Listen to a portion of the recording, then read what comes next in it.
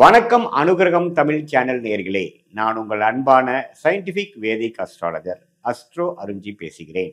நல்லது நினைப்போம், நல்லதே நடக்கும். தொடர்ந்து நம்மளுடைய சேனல்ல வரக்கூடிய வீடியோஸ் எல்லாம் பார்த்துட்டு இருப்பீங்க நம்புறேன். அறிவியல் சார்ந்த ஜோதிட கருத்துக்களை பார்த்து கொண்டிருக்கிறோம்.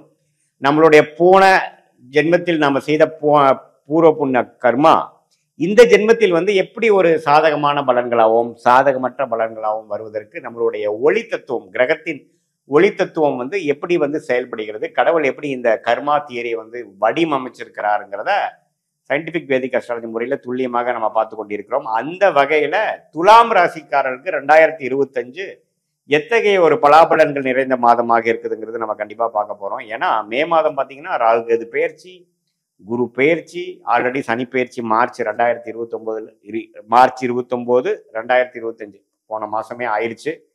ஸோ இத்தகைய அமைப்புகள் வைத்து இந்த மாத கிரகத்தின் பெயர்ச்சியும் வச்சு பார்க்கும்பொழுது துலாம் ராசிக்கு எப்படி இருக்க போகுதுங்கிறது, மே மாதம் 2025ல எந்த பலாபலன்கள் துலாம் ராசி கொடுக்க போகுதுங்கிறது நம்ம பார்க்க போறோம்.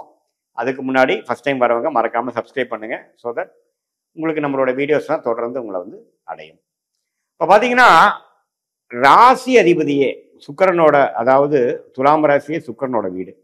அந்த சுக்கிரன் எப்படி இருக்கிறாருன்னா உச்சம் பெற்றிருக்கிறார் 6ஆம் இடத்துல. ஆனா ராகு சனியோடையும் சேர்ந்து இருக்கிறார். எவ்வளவு நாளுக்கு வைக்கிறீங்கன்னா மே ஒரு 19 வரைக்கும், மே மிடில் வரைக்கும் பாத்தீங்கன்னா ராகு சனியால் சேர்க்கப்பட்டு கொஞ்சம் பாதிப்புள்ளான சுக்கிரன் கொஞ்சம் உடல்நல கோளாறு, கொஞ்சம் மனசுல கொஞ்சம் திடமான எண்ணங்கள் இல்லாமல் இருக்கிறது, சஞ்சலம் பெறுவது, முதியோர்களா இருந்தா திடீர்னு ஏதோ அடிபடுறது, வலிக்கு விழுகிறது. ஏன்னா ராசி அதிபதியே பாத்தீங்கன்னா கொஞ்சம் ராகு சனியால் பாதிக்கப்படுறாரு இல்லைங்களா.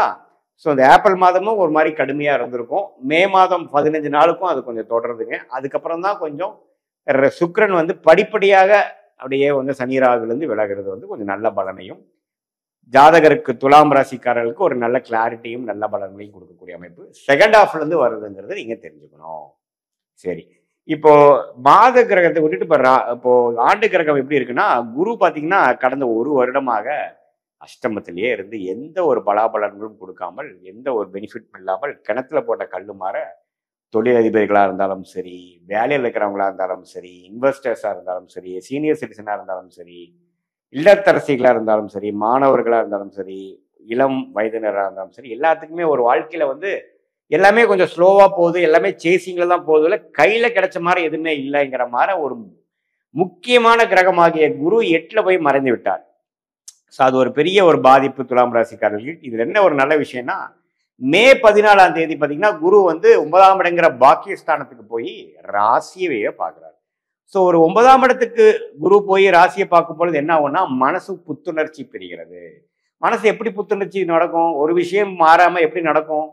அது புத்துணர்ச்சி பெறக்கூடிய அளவுக்கு சில வாழ்க்கையில மாற்றங்கள் வருகிறது, சில பிரச்சனைகள் முடிகிறது, சில நியூ டெவலப்மெண்ட்ஸ் நமக்கு நம்ம சாதகமாக இந்த மே மாதம் முதல் 2 வாரத்தில் அமைஞ்சு மே 3ஆவது வாரத்திலிருந்து அருமையான அமைப்பு கொடுக்கக்கூடிய ஒரு அமைப்பு கொடுக்குதுங்க. ஸோ துலாம் ராசிக்காரர்களுக்கு ஃபர்ஸ்ட் கிளாஸான பலன்கள் 2025 மே மாதத்துக்கு. இந்த மாத கிரகங்கள் எல்லாம் வச்சு பார்க்கும்பொழுது செகண்ட் ஹாஃப்லேருந்து பார்த்தீங்கன்னா, அப்பாடா ஒரு வருஷமா பாதிக்கப்பட்ட டல்லா இருந்த டிப்ரெசிவ் மைண்ட்ல இருந்த துலாம் ராசிக்காரர்களுக்கு நல்ல ஒரு விமோச்சனத்தை கொடுக்கக்கூடிய அமைப்பு வந்துவிட்டது. அதே சமயத்துல சனி பாத்தீங்கன்னா 5ஆம் இடத்துல இருந்து குழந்தைகளுக்காகவும், குழந்தைகளுக்காக படிப்பா இருக்கட்டும், வேலைக்காகவும் இருக்கட்டும், கல்யாணம் அது மாதிரி சுப விஷயங்களா இருக்கட்டும், மருத்துவமா இருக்கட்டும், மெனக்கட்டு பிரச்சனைகளாகி சில சிரமமுக்கு உள்ளான துலாம் ராசிக்காரர்களுக்கு நற்செய்தி. என்ன செய்தின்னா பாத்தீங்கன்னா, சனி 5ஆம் இடத்துல இருந்து 6ஆம் இடத்துக்கு விலகிறார். ஸோ பிரச்சனைகள் இல்லை, இப்போ ஓரளவுக்கு அவங்க செட் ஆயிட்டாங்க, ஓரளவுக்கு கொஞ்சம் அவங்க வாழ்க்கையில செட்டில் பண்ணி விட்டேன், இப்போ பிரச்சனை இல்லை அப்படிங்கிற அளவுக்கு ஒரு நல்ல அமைப்பை கொடுக்கக்கூடிய ஒரு பயிற்சி சனி பயிற்சி. ஆல்ரெடி மார்ச் 29 ஆகி இப்போ கொஞ்சம் அதை தொடர்ந்து அதை நோக்கி தான் போயிட்டு இருக்கோம். ராகு 6ஆம் இடத்துல இருந்து 5ஆம் இடத்துக்கு குரு பார்வை பெறுவது பாத்தீங்கன்னா பூர்வ புண்ணிய ஸ்தானத்துக்கே வருவது கொஞ்சம் வெளிநாடு தொடர்பு, வெளிமாநில தொடர்பு, கொஞ்சம் அவுட்டர் சர்க்கிளில் சில பேர்த்தோட பழகிறது, கொஞ்சம் காதல் விஷயங்கள், அதுல எல்லாம் கொஞ்சம் வந்துட்டு போகக்கூடிய அமைப்புகள். இதுவரை மனம் இறுக்கமாக டிப்ரெஷன்ல இருக்கக்கூடிய மாற இருந்த துலாம் ராசிக்காரர்களுக்கு கொஞ்சம் மனசு புத்துணர்ச்சி பெற்று வாழ்க்கை சுவாரஸ்யம் ஆகக்கூடிய அமைப்புகள் உண்டு, குறிப்பா மே 15க்கு மேல.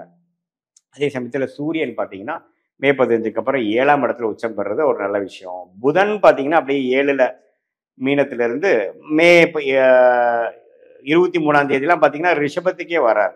ஸோ இதுவும் பார்த்தீங்கன்னா புதனின் சஞ்சாரமும் நல்லா இருக்கு. மாணவர்களுக்கெல்லாம் கொஞ்சம் படிப்பு விஷயத்துல வந்து மே 15க்கு அப்புறம் ஒரு ஃபேவரபிளான ரிசல்ட்டு, ஃபேவரபிளான ஒரு மென்டல் ஸ்டேட்டு இதெல்லாம் கிடைக்கக்கூடிய அமைப்புகள் கண்டிப்பா உண்டு.